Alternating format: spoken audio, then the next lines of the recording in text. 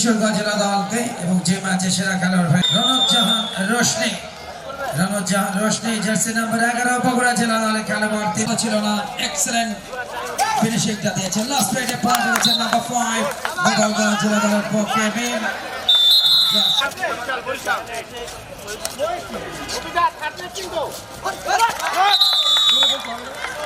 জয়লাভ করতে যাচ্ছে এই ম্যাচে।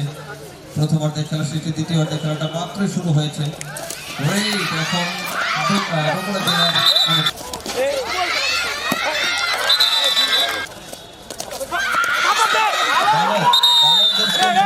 এদিকে চলে আসবে। প্রথম গোলকে প্রাধান্য গোপালগঞ্জ জেলা দলের পারবেন কি আরো একটি পরিষদ তৃতীয় ম্যাচ চলছে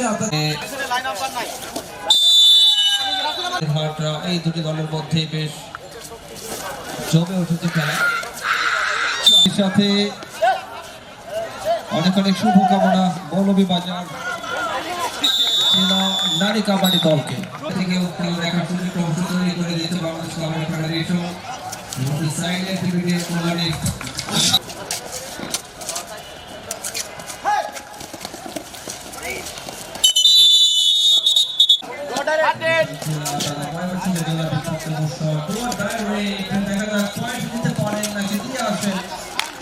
ঝালকাঠি